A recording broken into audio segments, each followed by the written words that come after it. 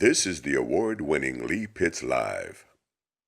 This portion of Lee Pitts Live is brought to you by Hodges University, celebrating 25 years of educating Southwest Florida.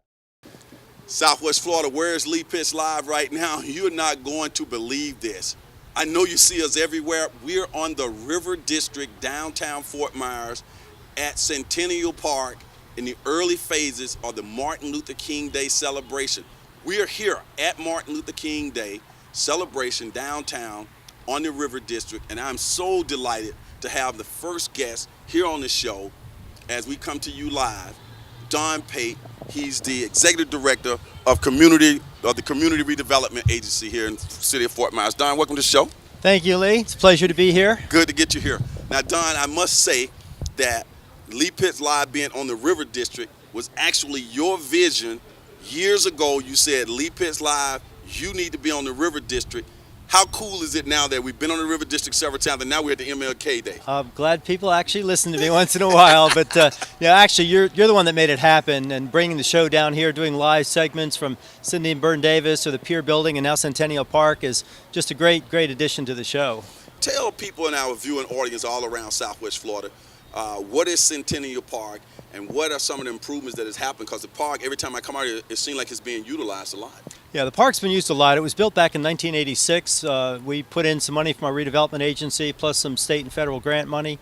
And it's a really community gathering place. All kinds of activities and functions and celebrations take place here. There's over 10 acres of park on the waterfront. They've got a kids' play area. There's a sand volleyball court. There's a pavilion here for doing concerts and shows and events like this today.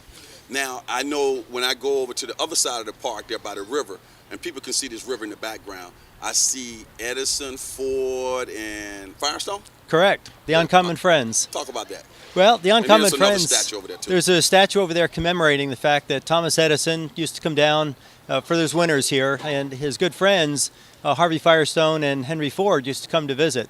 And they would kind of plan the future from Fort Myers and their excursions out on the river, going fishing together. And so we have the statue down there to commemorate it. It was done by D.J. Wilkins, who's a sculptor that's done a lot of work here in Fort Myers. Okay. And what do we have right behind us, that beautiful set of water, that beautiful water? Tell us. Well, that beautiful river is the Caloosahatchee River, and it flows all the way from Lake Okeechobee out to the Gulf of Mexico, and actually goes all the way over to the East Coast. It's part of the Intercoastal Waterway. So like today down at the yacht basin, there's about a 120-foot yacht sitting down there. It's transiting from the east to the west coast, and it's just a gorgeous river. Is it fair to say that that river is one of the beautiful settings and one of the attractions to downtown that has allowed all this great redevelopment to take place? It certainly is. I mean, not many cities have a mile-wide river that's just as beautiful as the one we have here. You know, there's lots of fish and wildlife in there, and it's a means of transportation we'd like to take better use of. Maybe get water taxis going down to Fort Myers Beach and Sanibel and to the other attractions along the river. Now, every year, thousands of people come here to this park, particularly minorities, to celebrate Martin Luther King Day. We have a culturally diverse group. How has the city partnered with the community to make ML King Day such a success? It's been all these years. Well, the city's been working with them for many years to try to make this a success, and to bring the community together down here. As you said, all different ethnic backgrounds and groups get together. And I know my son comes down. He loves the food here. Right. He'll be down here a little later today. But it's been a great celebration, and I was pleased to be able to help out a number of years ago when Veronica Shoemaker was on City Council, and brought some friends of mine that were the Dixie gospel singers down here. Jesse Dixon, gospel singers. And so the city's had a long involvement with the community as far as this particular event goes. Now, the largest minority African-American community in Southwest Florida is the Dunbar community, and you are excited about some of the things that are happening on Martin Luther King Boulevard and with McCullen Hall. Tell us, what is McCullen Hall and what is happening there? Well, McCullen Hall is a 1938 dance hall that's at the corner of Cranford and Martin Luther King Jr. Boulevard. And it was the place that Ella Fitzgerald and Duke Ellington and many famous performers came back in a number of years ago when they were traveling the circuit. And we're going to try to restore that building. We purchased it from the McCullen family a number of years ago. It's taken a lot longer than we thought because we've already spent $1.2 million on the building.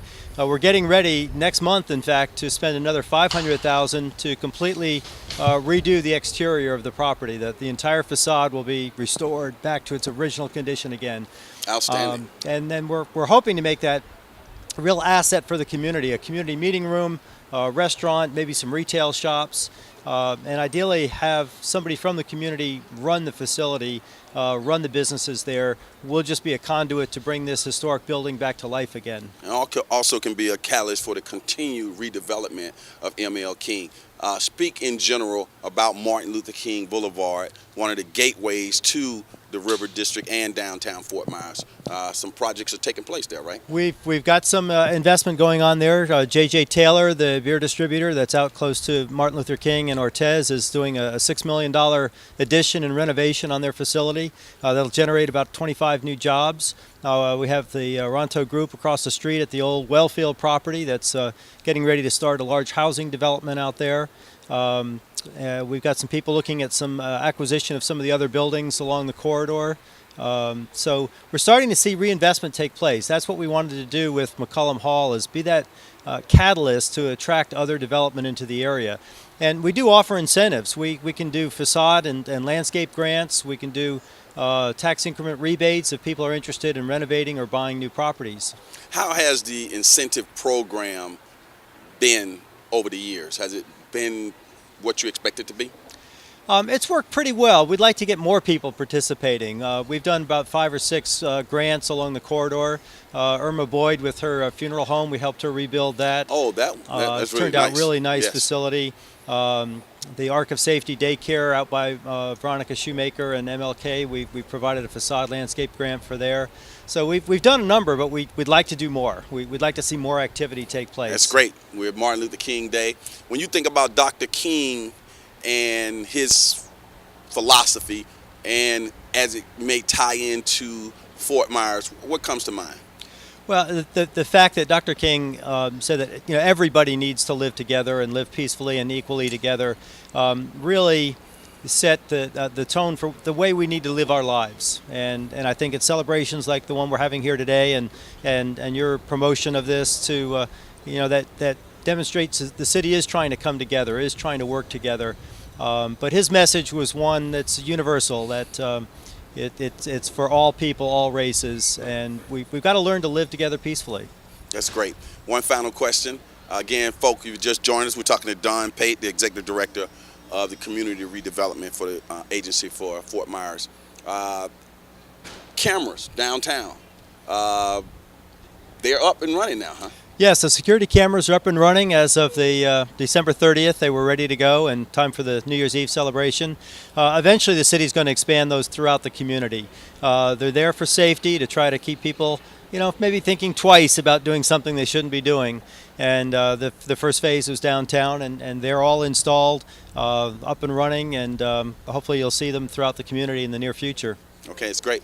Well, Don, it's been a pleasure having you here on the show. Look forward to getting you back in the future, okay? Great. Appreciate it, Lee. Thank you. As the saying goes in this particular show, for those who say it can't be done, they're usually interrupted by those like Don Paight and all the people who are involved in downtown redevelopment and the whole city of Fort Myers redevelopment project who are doing it. When we come back, we'll talk to some fine people from Fifth Third Bank and United Way.